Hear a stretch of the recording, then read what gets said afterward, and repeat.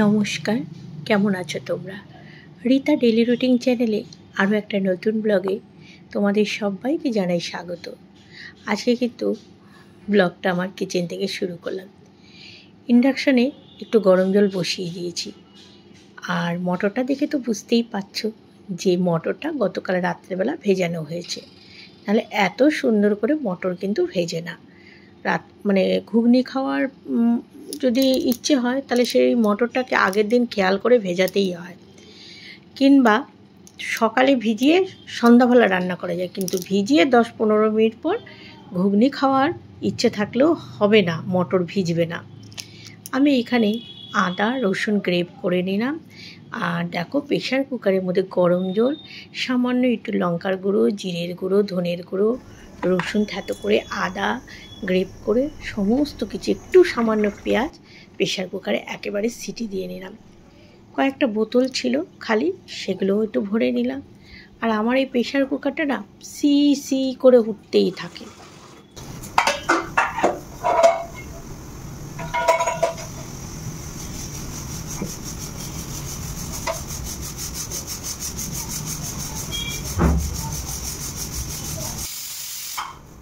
কর্তামশাই এখনও ঘুমাচ্ছে, আর টেবিলে জলের বোতল নেই। ওর ঘুম থেকে উঠলেই প্রায় 1 বোতলের কাছাকাছি জল লাগে। আজকে কিন্তু বাইরে বেশ সুন্দর রোদ উঠেছে। আর দেখো পুঁই শাকের ডাঁটাটা এইদিকে ছিল, ওপরে তুলে দিলাম। সব এই জামা কাপড়গুলো যত বেলা হবে সব সরাবো তো।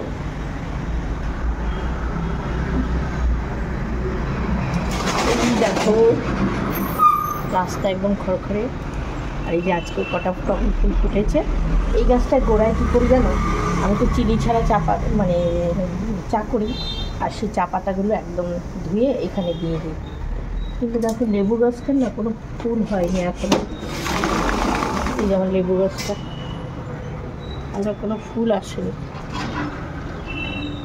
ওদিকে মটর সেদ্ধ হয়ে গেছে। কর্তামশাই ঘুমাচ্ছে, ওকে আর আমি ডাকেনি কেন, যে কেউ এসে তো ডাকেনি, সেই তো দোকানে গিয়ে বসলো সারাদিনের নামে, একটু পরেই ডাকে। এবার কিছুটা আটা মেখে নেব। এখন তো ঘরে আটাই খাওয়া হচ্ছে। এই রোদ দেখাতে দেখাতে রোদ মেঘলা হয়ে যায়।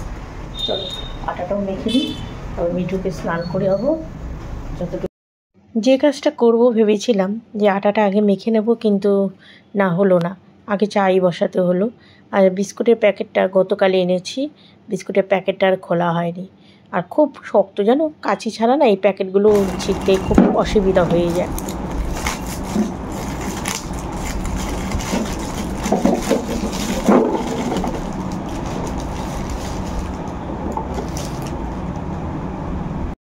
এদিকে কর্তামশাই বলছে, আমি যখন ওয়াশরুমে ছিলাম আমাকে কে এসে ডাকাডাকি করছিল, তুমি সাড়া দাওনি কেন?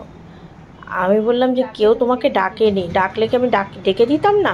তা ও বলে না আমাকে ডেকেছে, এই নিয়ে আমাদের হচ্ছে। আমি বললাম না ডাকেনি, ও বলে ডেকেছে। তারপরে আমি এই যে চলে আসলাম, ও চলে গেল ওর দোকানে। আর এইদিকে আটা, আর শোনো আটার সঙ্গে না একটু সামান্য আগের ময়দা ছিল, তা ভাবলাম ময়দাটা একেবারে আটার সঙ্গে মিলিয়ে চেলে নিলাম। ঘুগনির সঙ্গে একটু পরোটা খেতে ভালো লাগে। মশাই এই যে ভাঙাচুরাগুলো বিক্রি করছে, পেছনে সব ভাঙাচুরা জমা হয় ও বিক্রি করে। আর আমি এদিকে দেখো কটা কেচে দিয়েছি, আর ছাদে গেলাম না, এখানেই মেলে দিলাম। ঘুগনির মটর তো সেদ্ধ হয়ে গেছে, ময়দাটাও মেখে নিয়েছি। আর এইদিকে ভাড়াটে বোনটা আবার রেন্ট দিতে এসছে, ওর সঙ্গে আমার একটু গল্প করতে গিয়ে দেরি হয়ে গেল। চলো দেখবে মটরটা বের করেছি, খুব সুন্দর সেদ্ধ হয়েছে। অন্ধকার প্রেসার কুকারটা ভিজিয়ে রাখলাম। এই দেখো একদম একটু জিরে একটুখানি ফোড়ন দিয়েছে। আমি একটু এক জায়গায় যাবো কিছুক্ষণের জন্য, ওই জন্য তাড়াহুড়া করছি। আর এই যে এইভাবেই ঢেলে দেবো, ব্যাস হয়ে যাবে ঘুগনি। অনেকে বলে ঘুগনি রান্না করতে অনেক সমস্যা, ঝটপট।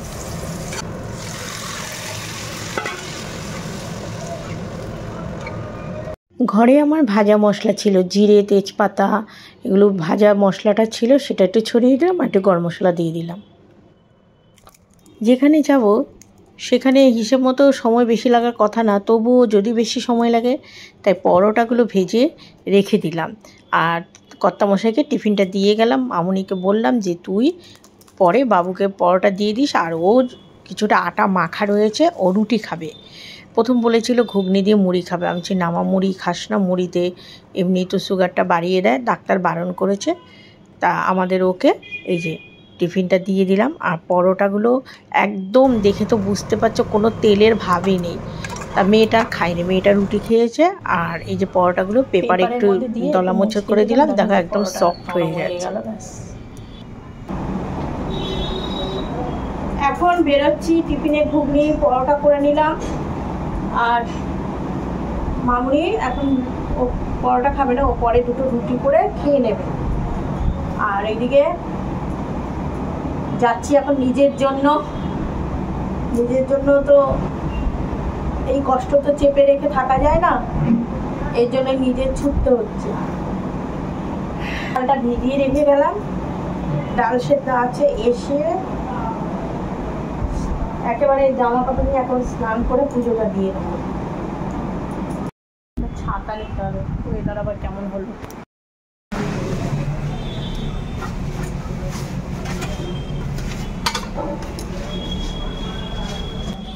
একা যাব,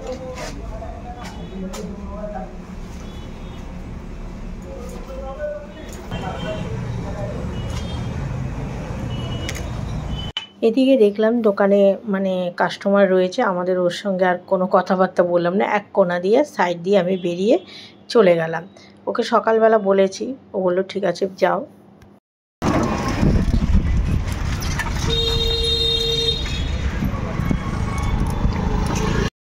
এই গলিগুলোই গন্ডগোল করে।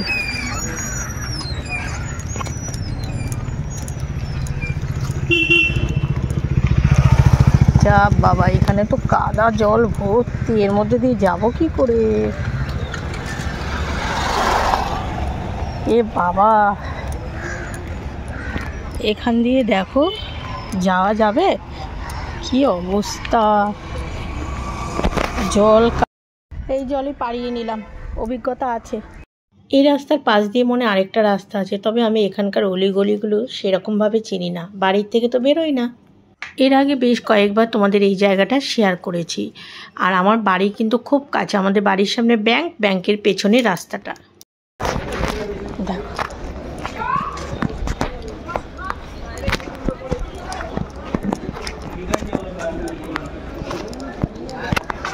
এত ভালো ভালো লোকজন থাকে, আর জল পাড়িয়ে আসতে হয়। অবশ্য ওদের 4 চাকা আছে, 4 চাকা দিয়ে সব ফ্ল্যাট হচ্ছে।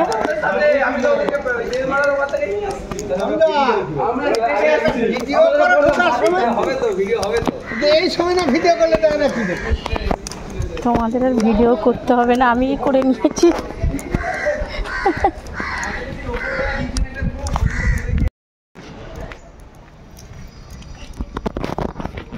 আজকাল কিন্তু ইউটিউবার ছাড়াও ভিডিও করার মানে বাড়িতে কোনো অনুষ্ঠান হলে সবারই ইচ্ছা হয়। দেখলে না এই ভদ্রলোক কী বলল? যাচ্ছি, সেই দাঁত ব্যথার ওষুধ দিয়েছিল কাকুটা, ছিল না, উনি আমেরিকায় মেয়ের বাড়ি ছিল, অনেক দিন পর এসেছে, রবিবারই বাড়ি থাকে। সে কাকুর কাছে যাচ্ছে, আবার গিয়ে ওষুধ নিয়ে আসি। দাঁত ব্যথা নিয়ে একদম কর্নারে দাঁতে ব্যথায় কাজ করতে পারছি না, জানো? এই কষ্ট সহ্য করা যায়? দাঁত ব্যথা বাবা। কাকুর বাড়িটা টিনের শেড দিয়েছে আবার, আগে তো এরকম ছিল না, উপরে টিনের শেডটা দিয়েছে। ও কাকু, ভালো আছো? খোলো। মানুষের ব্যবহারই মানুষের আসল পরিচয়। এত বড় ডক্টর, কিন্তু এত ভালো কি বলবো তোমার। তাও তুমি শরীর ওষুধ নেওয়া হয়ে গেছে। এবার আমি 500 টাকা নোট দিয়েছি, এক্সচেঞ্জ করার খুচরো নেই বলে আবার উপরে গেছে। বাড়ির দিকে যাই, এই তো 15 মিনিট। কাকুর সঙ্গে গল্প টল্প করে ওষুধ নিয়ে জাস্ট 15 মিনিট লাগলো, বেশিক্ষণ লাগলো না। আর আবার সেই আগের রাস্তা দিয়েই যেতে হবে। চলো ছাতাটা খুলি।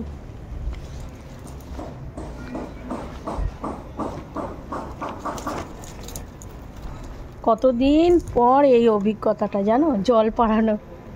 আগে তো খুব, আমার বাপের বাড়ি যখন আমাদের ওখানে নতুন বাড়ি করেছে আমার বাপের বাড়ি, তখন স্কুলে যেতাম এরকম জল পাড়ি, রাস্তাঘাট হয়নি। আর আজকে অনেক বছর পর আবার সে জল পাড়ানো। ওই দিকেও একটা রাস্তা আছে মনে হয়, কিন্তু ওই রাস্তাটা বুঝতে পারবো না, থাক এখান দিয়েই যাই। গলি একজন যাচ্ছে জল পাড়িয়ে, এবার আমার পালা, আমিও যাব জল পাড়িয়ে, গিয়ে তো স্নানই করবো।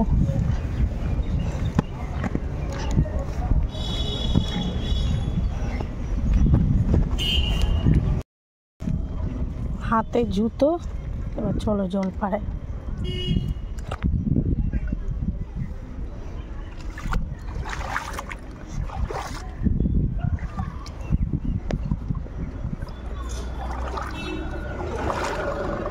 কি অবস্থা দেখো,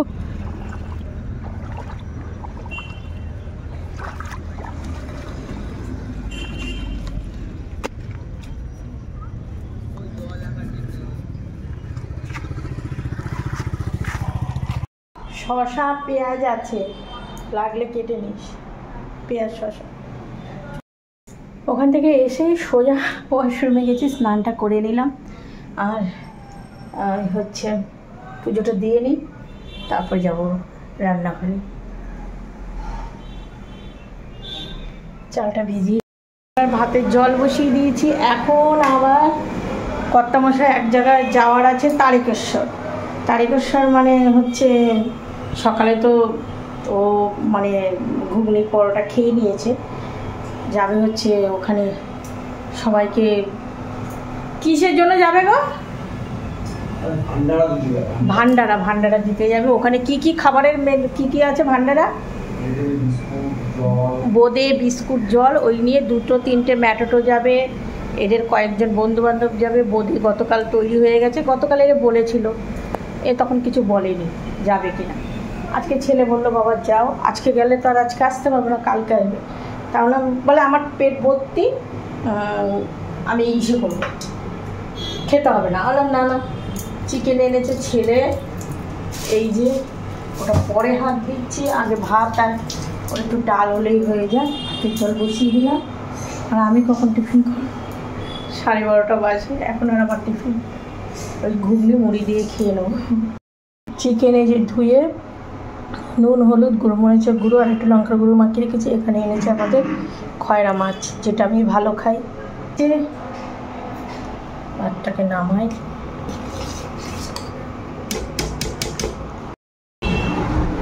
দাঁড়াও ভাতটা ঠান্ডা।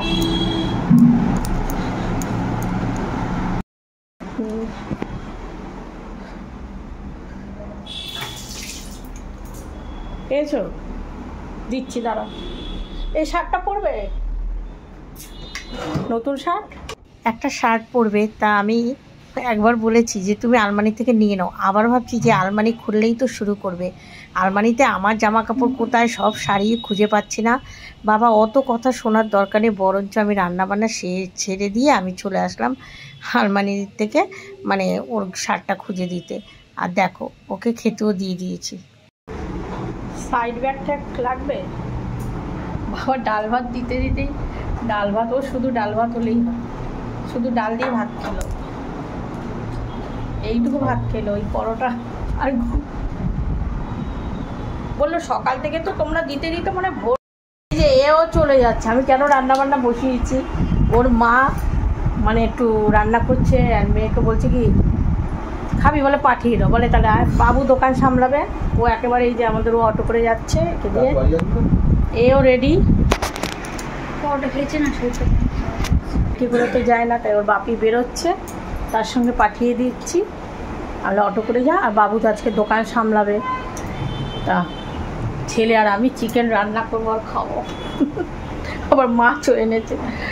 চল বেরো, আর জুড়ি হয়ে গেছে, কিন্তু ভাল লাগছে না, না চোখ মুখগুলো ঘুমাতে পেরেছিলে রাত্রে? চল। ড্রাইভার দাদা অটো করে মামুনিকে বাপের বাড়িতে নামিয়ে দেবে, আর আমাদের ওকে নামিয়ে দেবে হচ্ছে যেখান থেকে সবাই যাবে সেই জায়গায়।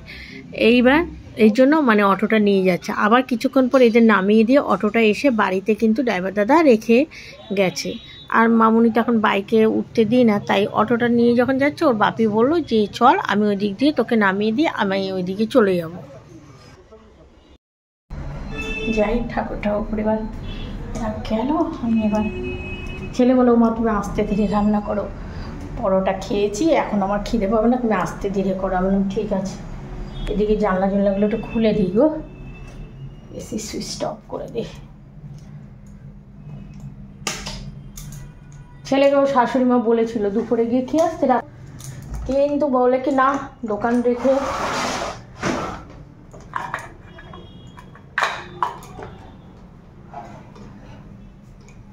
একটা করি আর একটা ভুলে যাই, লাইট নিবাইনি। দুদিকে দুটো কড়াই বসিয়ে দিলাম। চিকেনের মশলাটা করবো, আর চিকেনটা যে প্লেন হালকা মশলা দিয়ে যে ম্যারিনেশন করেছিলাম চিকেনটা একটু ফ্রাই করে নিচ্ছি। ছোট কড়াইতেই হয়ে যাবে। আর দুটো ছোট আলু কাটবো, আর খয়রা মাছটা শুধু ভাজা করবো, বুঝলে তো। আজকে আর কিছু করব না। শাশুড়ি মা নিচ থেকে আবার উচ্ছে ভাজা দেবে বললো, রিতা উচ্ছে ভাজা দেবো আর একটু সবজি করছে বলে ওই দেবো। আর ডাল তো হয়েছে, প্রথমেই ডাল করে নিয়েছি। তা এখন দুদিকে দুটো হচ্ছে, ঝটপট করে রান্না হয়েও যাবে। চিকেন তো বেশিক্ষণ লাগবে না। ডাক্তারখানা থেকে এসে তাড়াতাড়ি করেছি, স্নান করেছি, ওয়াশরুমে কিছু জামা কাপড় রয়েছে, তার সঙ্গে টুকিটাকি কিছু কাঁচা ধোয়ারও রয়েছে। তা ভাবলাম চিকেনটা এখন তো ফ্রাই করছি, আর ফ্রাই করলে চিকেন থেকে তো প্রচুর তেল বেরোয় জানো, আর ফ্রাই করলে চিকেনটা খেতেও ভালো লাগে ফ্রাই করে রান্না করা। আর অনেক দিন পর চিকেন রান্না হচ্ছে, কেননা বিয়েবাড়ির টানা খাওয়া দাওয়া হয়েছিল না আমাদের। আর খয়রা মাছটা ভাজাই থাকবে, আর আজকে ছোট্ট কড়াইতেই দুটোতেই রান্না হয়ে যাবে। দুটো আলু কেটে নিয়েছে, এই দুটো আলু একটু আদা গ্রেট করে নিই।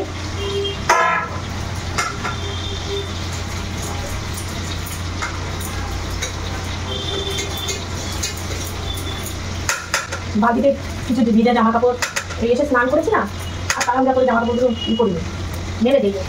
তো এখন চিকেনটা বসিয়ে মেলে দেবো, আমি দিয়ে মেলে দেবো। চিকেন ফ্রাই করলে দেখো কী পরিমাণে তেল বেরোয়, বুঝেছো। আমি কিন্তু সামান্য একটু সর্ষের তেল দিয়েছিলাম, এই তেলেই আমি 4 পিস আলু ভেজে নেব। চিকেনটা নামিয়ে নিই। তোমাদের কিছু ভালো দৃশ্য দেখাই চলো, যেটা কর্তামশাই পাঠিয়েছে। আমার তো দেখতে পেয়ে এত খুশি, মানে কি বলো তো, হয়তো আমার ভাগ্যে এভাবেই দেখা ছিল, কেননা ওখানে গিয়ে দেখার ভাগ্য তো নেই। তা ঘরে বসেই দেখলাম।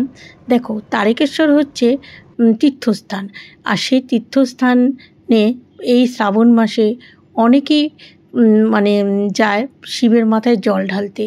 আর তাদের আমি শাওড়াফুলি থেকে বাগকাদে নিয়ে কীভাবে যায়, আমার এত বড় হয়েছে আমি কোনো দিন দেখিনি, আর আজকে সেটা দেখা সম্ভব হলো। এই দেখো সেখানে পৌঁছে গেছে, আর ও হোয়াটসঅ্যাপে কিছু ভিডিও পাঠিয়েছে। এই যে আমাদের পাড়ার দাদা ভাই এরাও রয়েছে, মানে আমাদের এখানকার। আর এই যে দেখো এই যে সব বাক্কাদে নিচে, মানে সত্যি কথা বলতে কি কোনো দিন আমি দেখিনি। শুনেছি যে শেওড়াফুলি থেকে সবাই বাক্কাদে নিয়ে হেঁটে সে তীর্থ মানে তারকেশ্বর যায়, সেখানে শিবের মাথায় জল ঢালে, কিন্তু এই প্রথম দেখছি। আর এত ভালো লাগছে, এত সুন্দর দৃশ্য। সত্যি আজকে কর্তামশাই গেছে বলে ওর জন্য আমি দেখতে পেলাম, আর আমার জন্য তোমরা যারা ঘরে রয়েছো, যারা এই দৃশ্য হয়তো আমার মতো অনেকেই দেখোনি, আজকে তোমরাও একটু দেখে নিলে।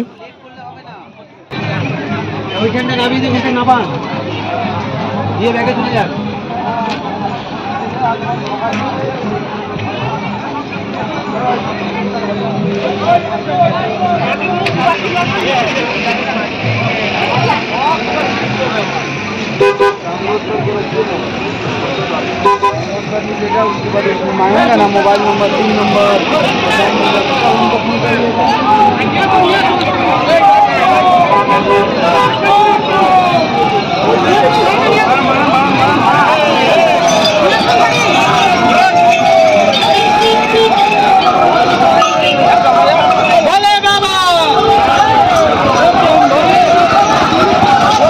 বাবা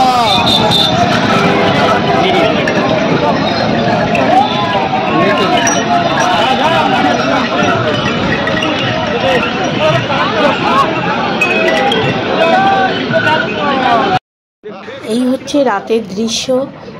যত রাত বেড়েছে পথচারীর সংখ্যা কমে গেছে, কিন্তু শুধু যে আমাদের এখান থেকে গেছে তা না, অনেক অনেক খাবার, অনেক অনেক জল মানে ওখানে পৌঁছে গেছে, কিন্তু সবাই সব কিছু নিতে পারেনি, কারণ কাঁধে বাঘ, তারপরে পুজোর সরঞ্জাম, তারপর খাবার, এত কিছু নিয়ে মানে হেঁটে যাওয়া অসম্ভব।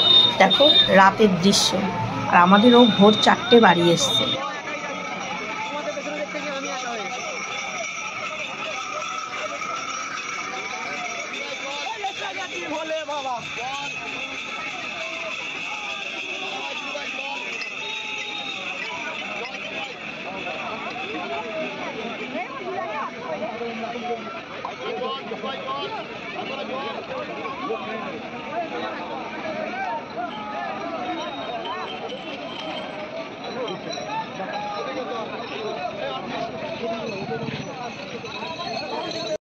সুন্দর দৃশ্যগুলো তোমাদের শেয়ার করলাম। আর ফাইনালি আমার চিকেন রান্না হয়ে গেছে।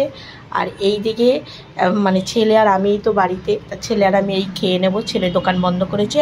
আজকে ব্লগটা শেষ করছি, দেখা হবে আগামীকাল নতুন একটা ব্লগে। সবাই ভালো থেকো, সুস্থ থেকো, টাটা।